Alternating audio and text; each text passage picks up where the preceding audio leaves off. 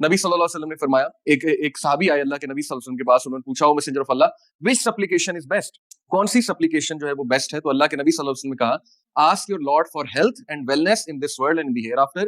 If you are given wellness in the world and the hereafter, you have succeeded. اگر تمہیں اس دنیا میں wellness دے دی جائے, صحت دے دی جائے, تو یہ تمہارے سکسیس کی نشانی. تو یہ مانگنی چاہیے, ٹھیک ہے, یہ دعا کہ اللہ. اور سب سے بہترین دعا جو نبی صلی اللہ علیہ وسلم کی فیورٹ دعا تھی وہ تھی ربنا آتنا فی الدنیا حسنۃ وفی الآخرۃ حسنۃ وقنا عذاب النار. یہ حضرت عائشہ کہتی ہیں کہ نبی صلی اللہ علیہ وسلم کی فیورٹ دعا تھی, اور اللہ کے نبی آسانی پسند کیا کرتے. یہ بات یاد رکھیے, یہ بھی حضرت عائشہ سے مروی ہے کہ نبی صلی اللہ علیہ وسلم کے پاس جب 2 میٹرز ہوتے تھے جن میں آسانی ہوتی تھی, وہ ان کی طرف چلے جاتے ود ریگارڈس ٹو شریعہ. تو ہمارے نبی صلی اللہ علیہ وسلم نے بھی آسانی پسند فرمائی ہے, اور ہمیں بھی یہی حکم دیا. دیکھیے جیسے ایک حدیث میں آتا ہے کہ ریلیجن از ایزی, ریلیجن آسان ہے.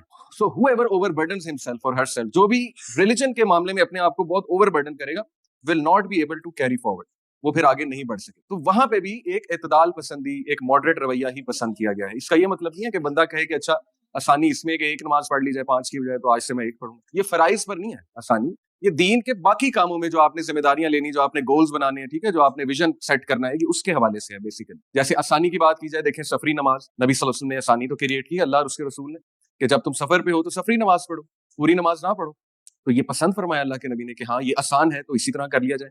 کمبائن بھی کی جا سکتی ہے نماز, وہ بھی آسانی کر دی سفر میں, رائٹ.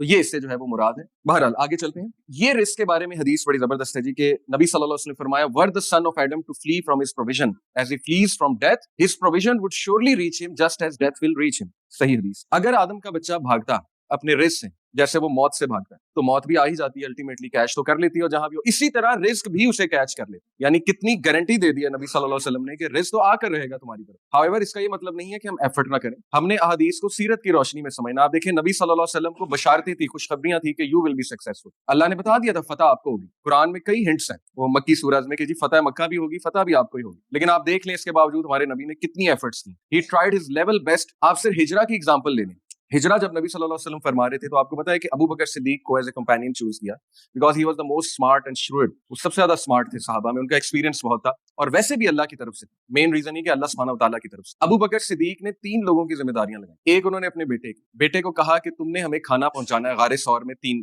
رات, کیونکہ ہم 3 رات اسٹے کریں. اس کے پیچھے ایک فری سلیو تھا, اس کو کہا کہ تم نے میرے بیٹے کے فٹ اسٹیپس جو ہیں ان کو مٹانا ہے, تاکہ قریش جو ہے اس کو شک نہ ہو جائے کہ میرا بیٹا کہاں گیا. یعنی دیکھیں کتنی کیئر ہے, ایک کو چھوڑا کہ جی تم نے یہ کرنا ہے. اور تیسرے عبداللہ بن اریکت تھے, جو کہ بہت ایک زبردست گائیڈ تھے. وہ ایک سیکرٹ پیسج سے انہوں نے لے جانا تھا عبداللہ بن اریکت نے نبی صلی اللہ علیہ وسلم اور ابو بکر صدیق کو غار ثور سے مدینہ. اب یہ دیکھیں ساری ایفرٹس ہیں to the best of their ability, حالانکہ اللہ کی مدد شامل ہے.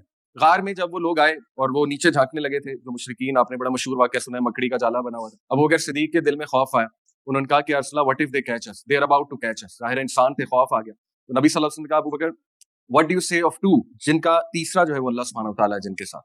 تو یہ مدد بھی شامل تھی اور گارنٹی تھی نبی صلی اللہ علیہ وسلم کو, لیکن yet he made all the efforts. ٹھیک ہے, تو رزق کا کانسیپٹ از ویری سمپل, کہ لکھا ہوا ہے, متعین ہے, پہنچ کے ہی رہے گا آپ کو, لیکن ایفرٹ آپ نے کرنی ہے, مانگنا ہے اللہ سبحانہ و تعالیٰ سے. نبی صلی اللہ علیہ وسلم غزوہ تبوک, غزوہ خندق, کنفرم تھا وکٹری انہی کی ہوگی. اس کے باوجود صحابہ کہتے ہیں کہ ساری رات رو کے دعا کرتے تھے کہ اللہ وکٹری دے دے. حالانکہ اللہ نے بتایا ہوا تھا کہ آپ ہی کی وکٹری ہوگی, لیکن اس کے باوجود ساری رات دعا چل رہی ہے. اور ابو بکر کہتے ہیں کہ ہم تو باقاعدہ کہتے تھے نبی صلی اللہ علیہ وسلم کو کہ یا رسول اللہ, جب اللہ نے وکٹری پرومس کی ہے تو آپ اتنی ایفرٹ کیوں کرتے ہیں دعا کرنے میں. تو یہ ہے اصل میں فلسفہ, effort. Okay, we have to try our best to make all the efforts we can. رزق میں یہ 4 چیزیں آتی ہیں اسلامک کنسیپٹ کی میں بات کر رہا ہوں, اور انفارچونیٹلی ہمارے نزدیک رزق صرف اور صرف پیسہ ہے. یہ مطلب میجورٹی کا ہمارا یہی بلیف ہے, آپ لوگوں کی بات نہیں کر رہا. جہاں بھی میں گیا ہوں, یونیورسٹیز میں نے بات کی ہے, اسٹوڈنٹ سے پوچھا ہے, تو آ جا کے بات پیسے پہ ہی آتی ہے. اور پیسہ بہت امپورٹنٹ چیز ہے, اس میں کوئی دوسری رائے نہیں ہے.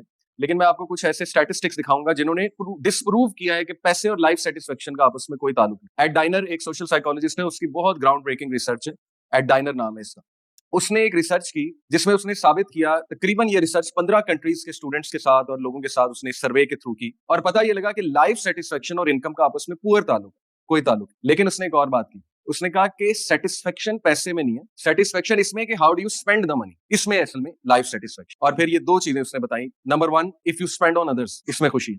If you spend on others, اگر آپ فراغ دیتے ہیں, خرچ کرتے ہیں, اسپیشلی ظاہر ہے ہمارا تو کنسیپٹ ہے اللہ کی راہ. دوسرا اس نے کہا خوشی اس چیز میں کہ یو اسپینڈ آن ایکسپیرینسز. اس نے ریسرچ سے ثابت کیا کہ جو لوگ ایکسپیرینسز پہ اسپینڈ کرتے ہیں رادر دین تھنگز, وہ زیادہ خوش. اس نے ایسے لوگوں کی لائف اسٹڈی کی جن کا وارڈروب کپڑوں سے بھرا ہوا ہے, جوتوں سے بھرا ہوا ہے, اور چیزیں ان کے پاس, لیکن وہ سیٹسفائڈ نہیں تھے, وہ جنرلی لائف سے وہ سیٹسفائڈ نہیں. آن دی ادر ہینڈ اس نے ایسے گروپ کو اسٹڈی کیا جو ایکسپیرینسز پہ اسپینڈ کر رہے تھے. What is meant by experiences? آپ کو ہمارے کلچرل کانٹیکسٹ میں ایک مثال دیتا ہوں. دیکھیں ہمارے یہاں شادیاں جو ہوتی ہیں ظاہر ہے اس میں جو لوازمات ہوتے ہیں, اور ہم ان لوازمات کو ٹرینڈ چل رہا ہے تو پکڑ لیتے ہیں. جیسے آج کل آپ نے دیکھا ہے اسٹیج کیسے سیٹ ہوتا ہے, 2 لاکھ تو اسی پہ لگ جاتا ہے. وہ جو سارے فلاورز اور یہ ساری سیٹنگ ڈیکور ہے, پھر ظاہر ہے دلہا دلہن نے چل کے آنا ہے تو اسپاٹ لائٹ بھی چاہیے 20,000 اس کے بعد جو ہے انہوں نے ایک انٹری مارنی ہے تو وہ انار بھی چلنے چاہیے 10,000 اس کے 10,000 سے بھی زیادہ. پھر میوزک بھی ہونا چاہیے, ڈی جے 50,000 ڈی جے لے گیا. اس کے بعد ہال جو ہے وہ اچھا خاصا مہنگا, ظاہر ہے آج کل ریٹس آپ کے سامنے ہیں, تو کوئی 20-25 لاکھ تک جو ہے نا وہ ایک عام شادی تو چلی جاتی. پھر لہنگا 3-4 لاکھ, آپ کو پتا ہے یہ ریٹس ہیں. بنوانے والے 20 لاکھ کے بھی بنواتے ہیں, کروڑ کا بھی بنواتے ہیں. حالانکہ اس لہنگے کا مقدر ردی ہے, اس نے الماری میں جانا ہے, اس کے بعد پتہ نہیں وہ آپ نے پہننا ہے کہ نہیں پہننا ہے, شیروانی ہو یا پینٹ کوٹ ہو جو بھی ہو. تو یہ ساری چیزیں ہیں کہ آپ تھنگس پہ اسپینڈ کریں, اس کی بجائے آپ ایکسپیرینسز پہ اسپینڈ